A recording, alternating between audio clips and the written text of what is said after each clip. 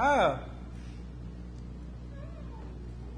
was intending to present a lesson this evening that came from an old song back in the 60s that Simon and Garfunkel, I think, first recorded.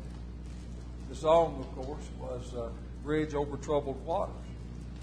And that's kind of where I started out, and I didn't end there. I ended up doing something completely different. I began to research the idea, and really the thought that I had was that I could have this brilliantly put together lesson telling how that we can deal with all the problems that we face in life. But then as I began to research the book of Psalms particularly, because I felt like that the book of Psalms would probably be the greatest source of information that we would have to deal with this subject. And when I began to do some research, I kind of changed directions, and it ended up, let's see, all right, got there. Talking about this. You know, in Job 14 and verse 1, Job said that man's life is short and full of trouble. A few days and full of trouble. And it still had this idea of trouble in it, and it just kind of intrigued me a little bit. And I got to thinking about what causes us to be troubled. And so I began to investigate the book of Psalms, and I really found that there's a wealth of information there.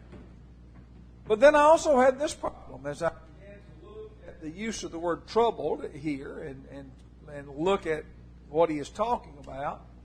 It began to see that in reality, reading short snippets would really kind of fail the purpose. Because after all, remember something. The Psalms are actually poems. And we have books, song books, that have poems in them that are set to music. If you try to pull one part of that out sometimes, it really doesn't have the meaning that the writer intended. So I finally ended up deciding that I would simply think about this. Reasons we are troubled. And instead of making a lot of comment, that I would let the psalmist, in fact, speak for himself. Because as I read, I realized that there is such a great degree of information here that really would be helpful to us if we would simply take the time to look at it and to think about it. Now, when you look at this idea of reasons why men are troubled, well, there are a lot of reasons why people are troubled, and sometimes those reasons are reasons that we have created ourselves, and sometimes they're reasons that we have nothing to do with. They just happen. I kind of think of Job. Job, of course, had a life that suddenly was filled with trouble, and he really is a person that pictures what this psalm is dealing with. There are 12 verses here. Sometimes we have a great life, and everything's going along, and it's just peaches and cream and smooth as silk, or whatever words that you want to describe it, and then suddenly things go awry, and you begin to have difficulty, and troubles come upon you. And when that happens, sometimes one of the difficulties that we have is, and you've seen it in people's lives many times, that they begin to think that, you know, the reason I'm troubled is that I've got some problems that have arisen, and I just kind of feel that God has deserted me. This is a great psalm. I want you to notice it, because this is a psalm that goes from one extreme to the other. That he looks at one side of the coin, and he flips it, and he looks at the other side of the coin. He said, I will extol thee, O Lord, for thou hast lifted me up, and hast not made my foes to rejoice over me. O Lord my God, I cried unto thee, and thou hast healed me. O Lord, thou hast brought up my soul from the grave. Thou hast kept me alive, that I should not go down to the pit. Sing unto the Lord, O ye saints of his, and give thanks at the remembrance of his holiness. For his anger endureth for a moment. In his favor is life. Weeping may endure for a night, but joy cometh in the morning. And in my prosperity, I said, I shall never be moved. Everything is great. And God has blessed me, and there's never been any real difficulties. He said, Lord, by thy favor thou hast made my mountain to stand strong. Thou didst hide thy face, and I was troubled. You notice what he's saying? You get the point? You get the point that sometimes we have people who are described by the expression that you've heard many times, I'm sure, as a fair weather Christian, just like a fair weather friend. In other words, as long as everything suits you, as long as everything is in your favor, as long as everything is going the way that you would like, then, boy, you're excited about that friendship, or in this case, you're excited about your relationship with God. But then all of a sudden something turns, and it goes in a different direction. And one of the initial reactions that people have is, you hid your face, that God hid His face from me, and it troubled me. Have you ever heard someone say in a conversation, when you're talking about some problem that they're facing, trying to deal with it, and trying to give them some insight from a really positive position, and they say, well, you just don't care. That's kind of the way sometimes I think people feel about God. Well, God just doesn't care. And it causes us to be troubled. But it's interesting to notice the end of this song. What profit is there in my blood when I go down to the pit? Shall the dust praise thee? Shall it declare thy truth? Hear, O Lord, and have mercy upon me.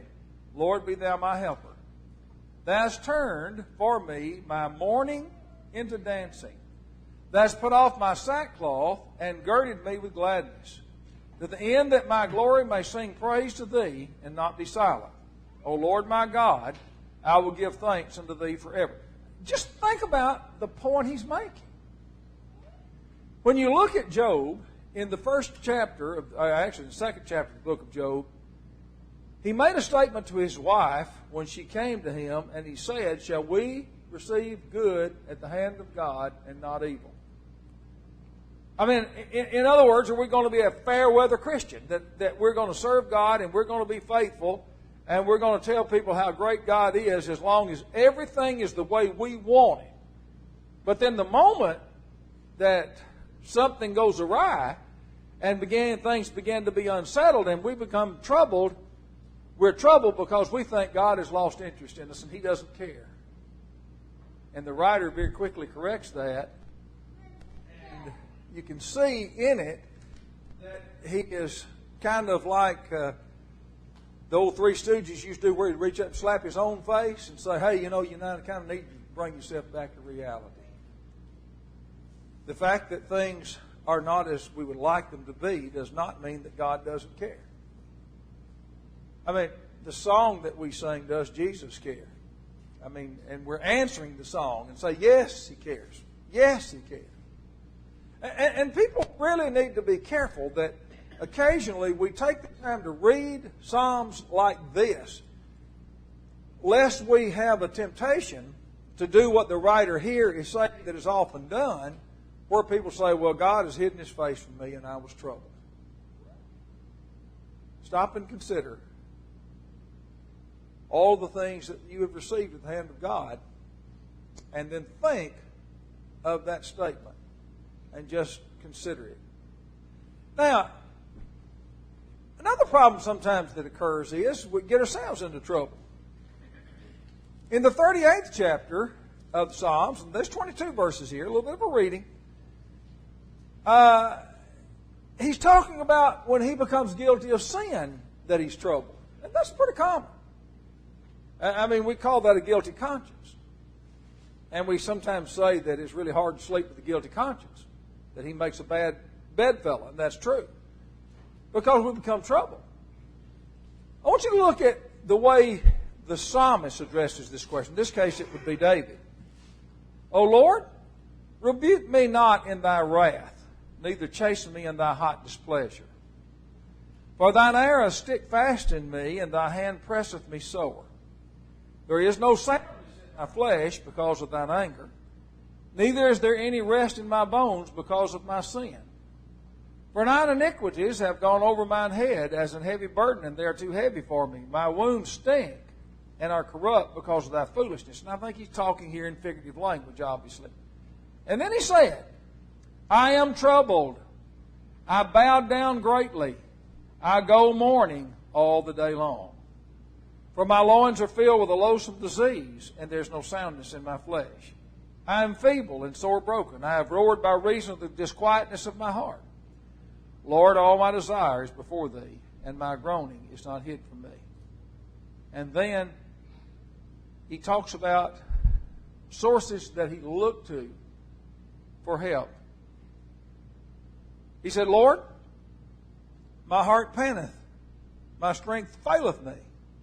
As for the light of mine eyes, it is gone from me. My lovers and my friends stand aloof from my sore, and my kinsmen stand afar off. They also that seek after my life lay snares for me, and they that seek my hurt speak mischievous things and imagine deceits all the day long. But I, as a deaf man, heard not, and I was as a dumb man that opened not his mouth. Thus I was as a man that heareth not, in whose mouth are no reproofs. In other words, really, this didn't affect me a great deal. When I think of the fact that I've committed sin and people look upon me with displeasure, I kind of think sometimes back to the time that David and Bathsheba, and then Joab, who was probably at that time the only person who had full knowledge of all the events, and how David must have felt when he was in his presence. And you can tell that Joab treated him with contempt just by looking at the conversations they had. And David kind of reached the conclusion, I've got to put that from me. Because here's what I need to do. For in thee, O Lord, do I hope. Thou wilt hear, O Lord my God. For I said, hear me, lest otherwise they should rejoice over me when my foot slippeth, and they magnify themselves against me. And what he's getting at is that there's an old saying about kicking a man when he's down. Some people really like to kick a man when he's down. It's kind of part of their nature. And so he says, I can't let the world dictate to me that I stay in this condition. Okay, I've messed up. I've sinned against you. I've done terrible things. And there are people who are using that to their advantage, and they're speaking evil against me. And said, I can't really allow that to set aside what needs to be done. I've got to turn to the only source that I have that will take this troublesome time away from me. For I said, hear me, lest otherwise they should rejoice over me as I read, when my foot slippeth, magnify themselves, for I am ready to halt, and my sorrow is continually before me. For I will declare mine iniquity. I will be sorry for my sin. But mine enemies are lively, and they are strong. They hate me wrongfully or multiplied. They also that render evil for good are made adversaries, because I follow the thing that good is. And then he goes and he says this, forsake me not, O Lord my God. Be not far from me. Make haste to help me, O Lord of my salvation. I think there's a great line there. When you do something wrong, it may be that folks that are maybe involved in that may not be willing to offer much by way of encouragement, may not be willing to offer much by way of forgiveness. And it may be that they continually remind you of that day by day. That's really what he's talking about. But he said in the final analysis, what we have to learn is this. If you're troubled, there's only one place that you can turn, and you can have absolute confidence. He said, O Lord, be not far from me. Make haste to help me, O Lord of my salvation.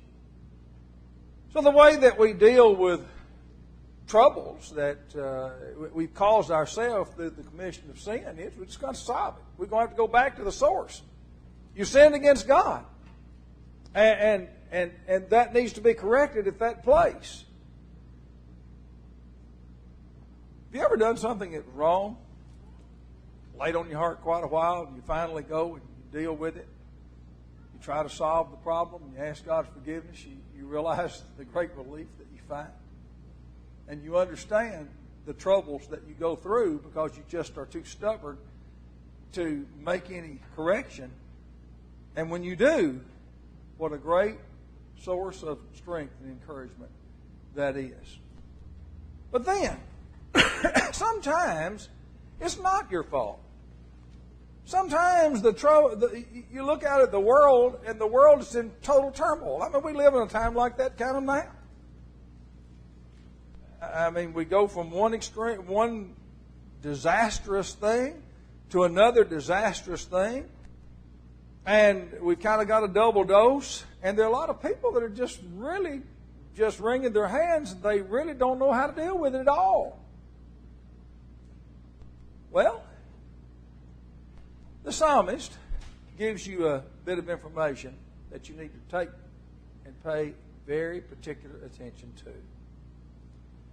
God is our refuge and strength, a very present help in trouble. Therefore will not we fear, though the earth be removed, though the mountains be carried into the midst of the sea, though the waters thereof roar and be troubled, though the mountains shake with the swelling thereof, there is a river, the streams whereof shall make glad the city of God, and the holy places of the tabernacles of the Most High. God is in the midst of her, she shall not be moved. God shall help her, and that right early. The heathen rageth, the kingdoms were moved, he uttered his voice, the earth melted. The Lord of hosts is with us, the God of Jacob is our refuge. Come, behold the works of the Lord, what desolations he hath made in the earth. He maketh wars to cease unto the end of the earth. He breaketh the bow, cutteth the spear in sunder.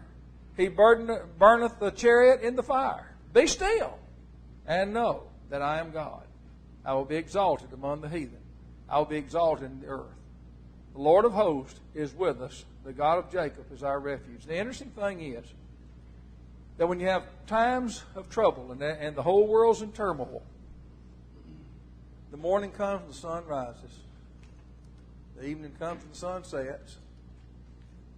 And things continue. And after a number of those sunrises and sunsets, after a period of time, we look back and we don't even remember the trouble that existed. And that's really what he's kind of getting at. You look at all that's gone on in the world since the beginning of time, and you think about those troubles. I'm pretty certain that people in the midst of World War II kind of thought in their mind that, this will never end. There was another song that I mentioned, I think, last week that was sung by the same group, Where Have All the Flowers Gone?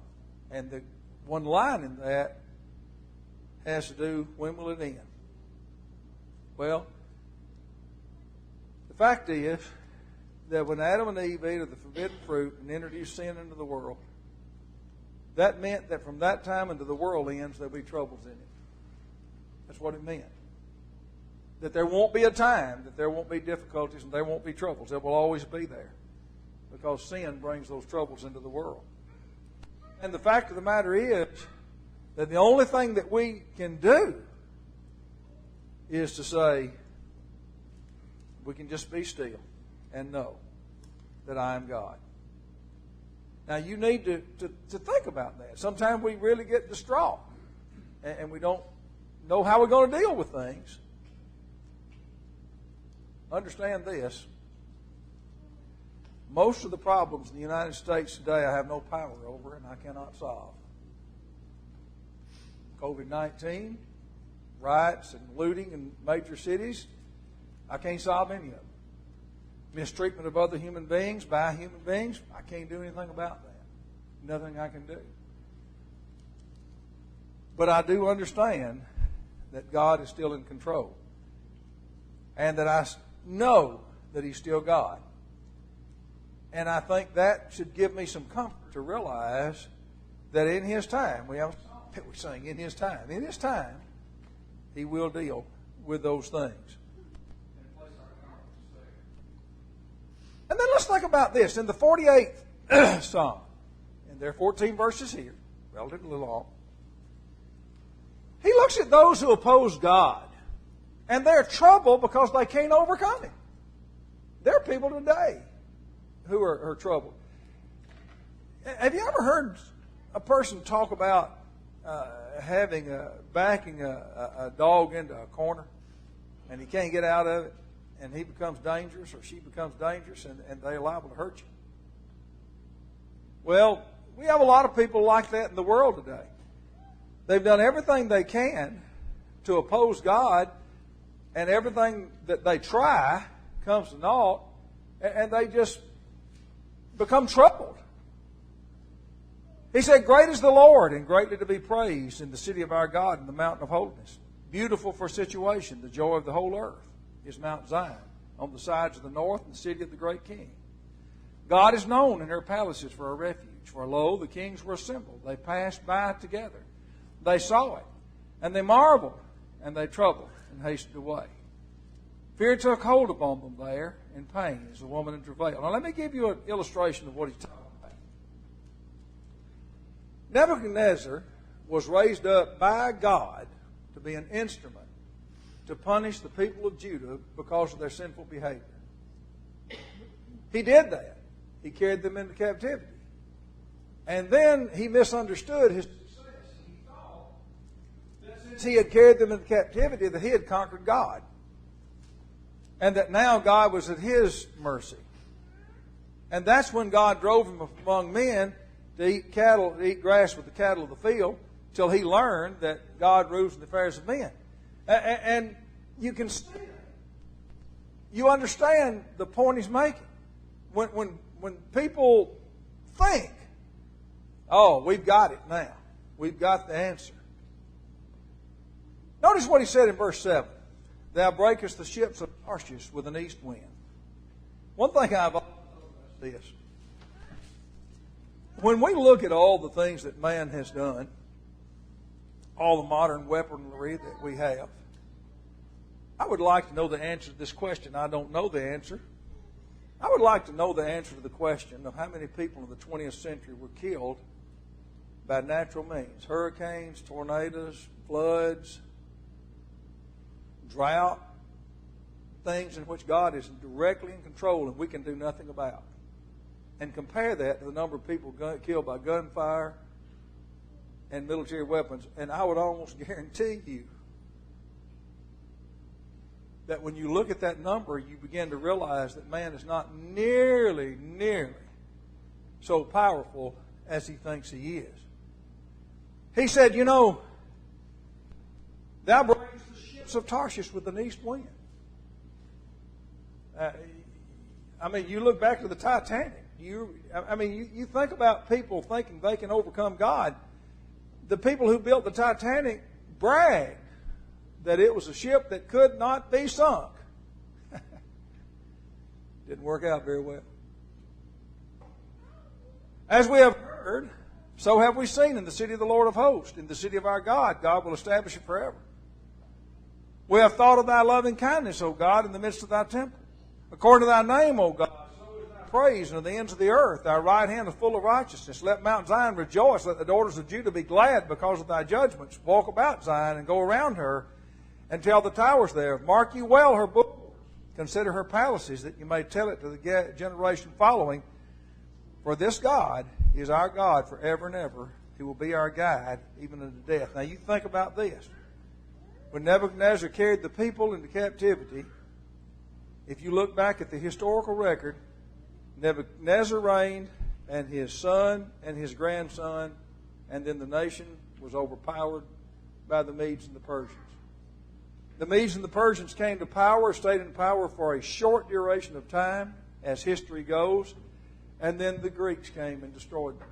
And then they thought Alexander the Great just sat down and cried when he had conquered all the kingdoms he could find to conquer. And everybody thought this is the greatest kingdom that's ever been. And then the Romans came and destroyed them. The Roman Empire, where is it today? It doesn't exist. You go back and you think of all the things that man believes that he's overcome God, and how distraught it must be when all of a sudden Caesar is fiddling, as the old saying goes, as Rome is destroyed, how he must have felt. I'm the most powerful man in the world, and now I'm going to be dead and not even going to be given a proper burial.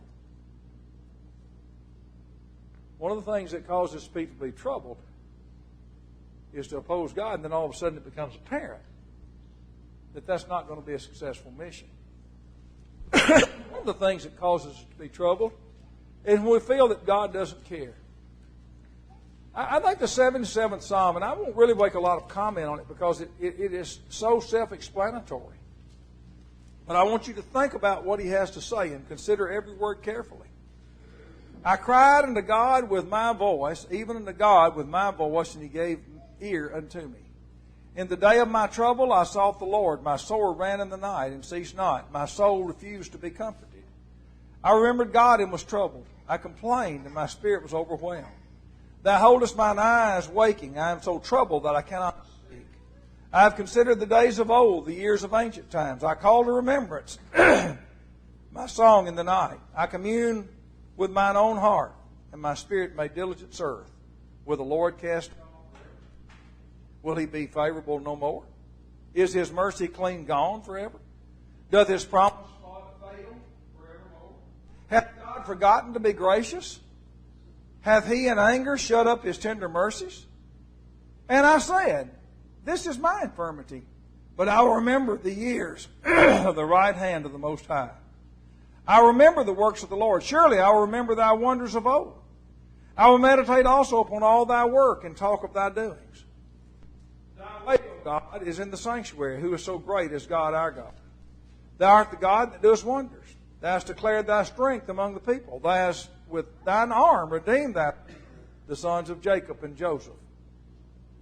People of Israel were in Egyptian bondage for 450 years and probably had lost all hope when Moses was sent to deliver them. And that's really what he's talking about. The water saw thee, O God, and the water saw thee, and they were afraid. I don't know if he's talking about what we discussed this morning as the people of Israel approached the Red Sea. And in normal order of things, if they marched into it, they would drown. But God controlled them. The clouds pour out water. The sky sent out a sound. Thine arrows also went abroad. The voice of thy thunder is in the heaven. The lightnings lighteth the world. The earth trembled and shook. Thy way is in the sea. Thy path in that great waters, and thy footsteps are not known. Thou leadest thy people like a flock by the hand of Moses and Aaron. He said, sometimes I think God has just deserted me, doesn't care, and he either doesn't have the interest or he doesn't have the power to deliver me. But when I began to think of that, I look back and I consider how that God has delivered men in the past and how that I can trust him and how that I can put my confidence in him and how that I should be ashamed of myself that I ever, in my wildest dreams, thought that God didn't care about me or that God didn't have the power to cause me to continue. And then one of the things that causes people to be troubled is when men think they can fight the will of God and prevail.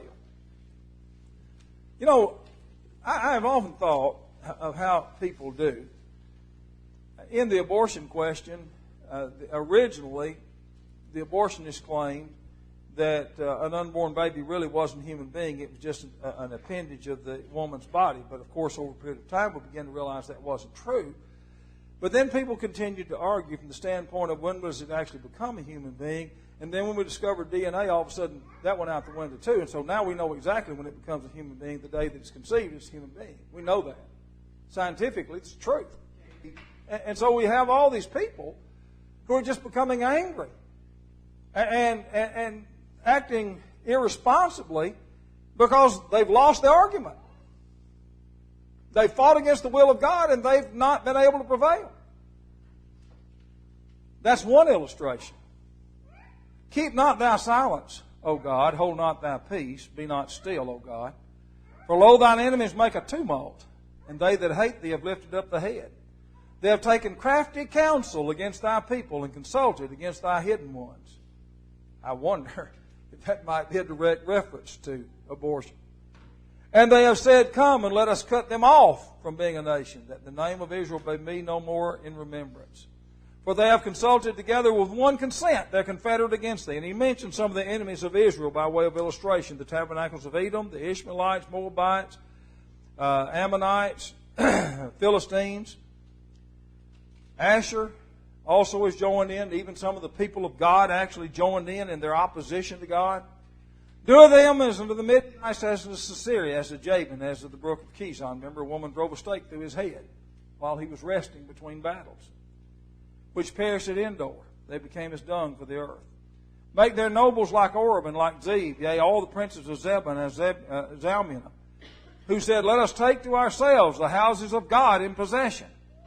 O my God, make them like a wheel, as the stubble before the wind. As the fire burneth the wood, as the flame setteth the mountains on fire. So persecute them with thy tempest, and make them afraid with thy storm. Fill their faces with shame, that they may seek thy name, O Lord. Let them be confounded and troubled forever.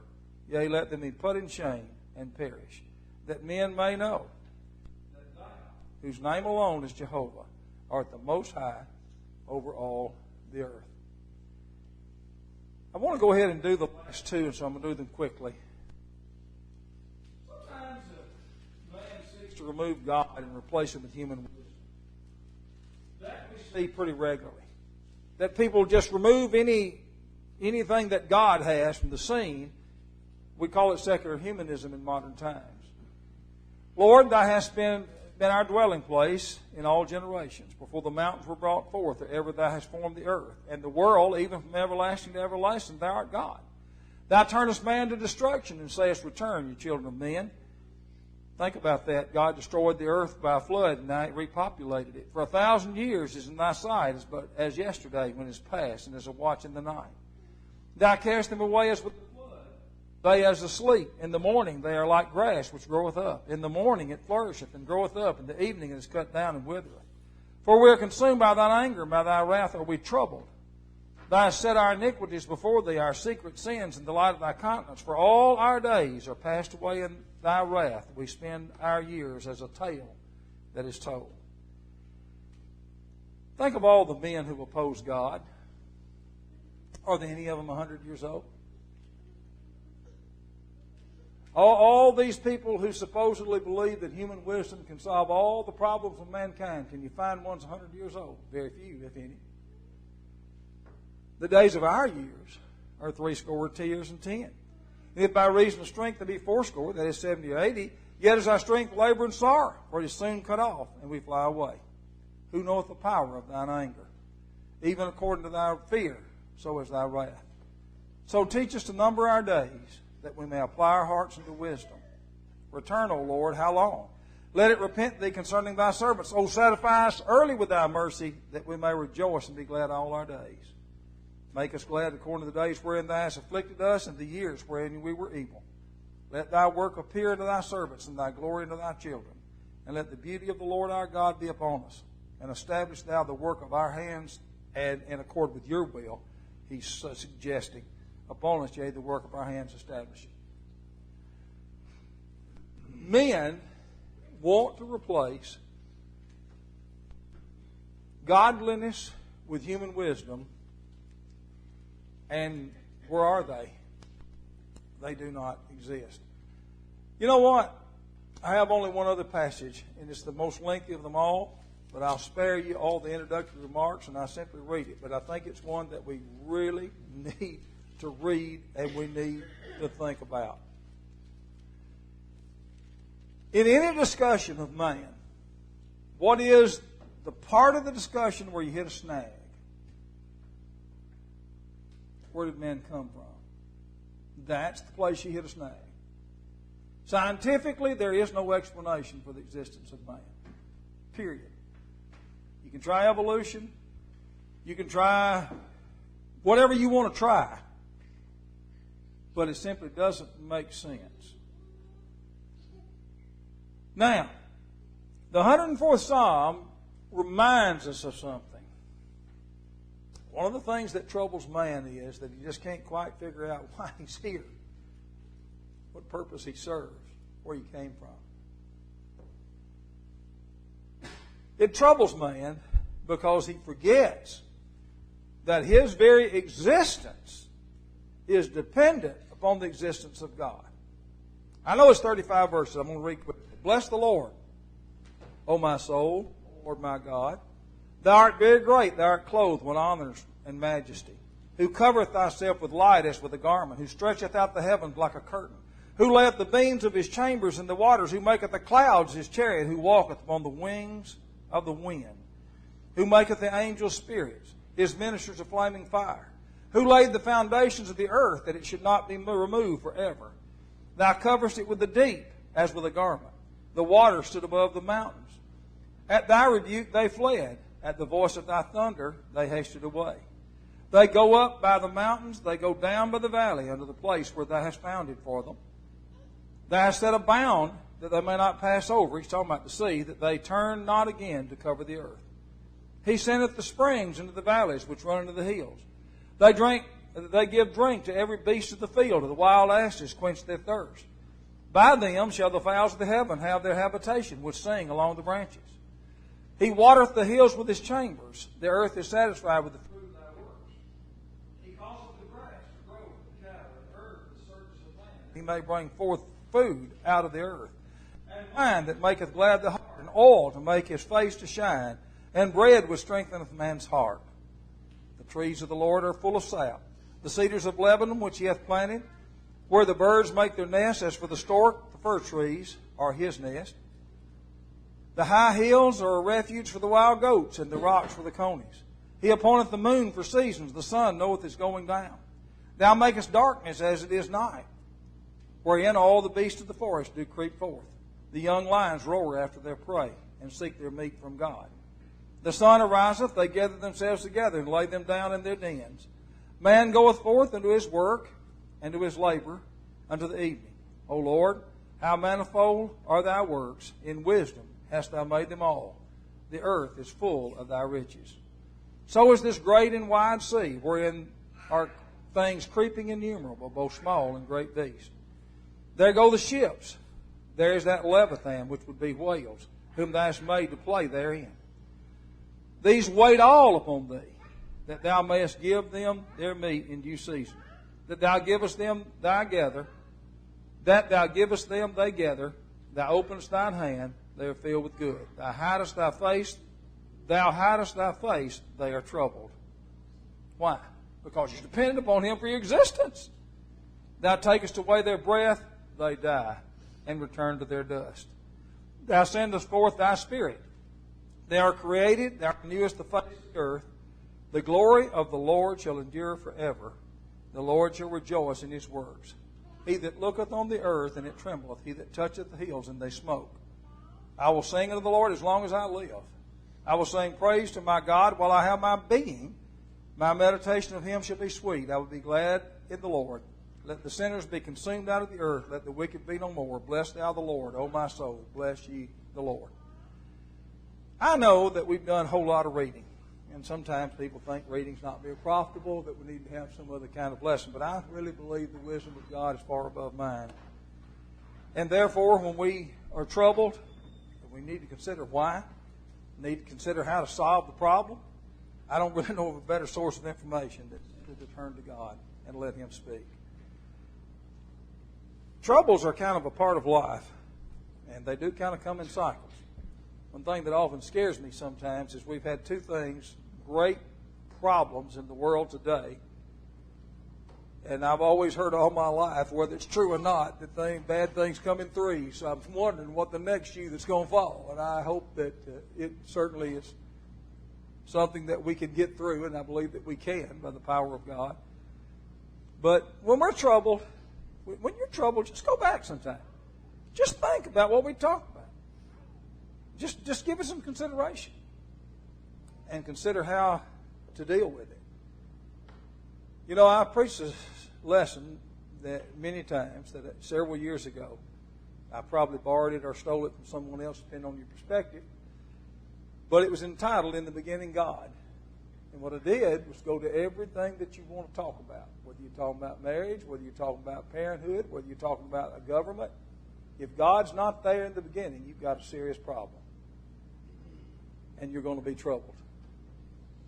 When you look at the people in this world who are troubled to the extreme, in most cases, not all, but in most cases, they are people who do not believe in the God of the Old and New Testament, and it creates a problem.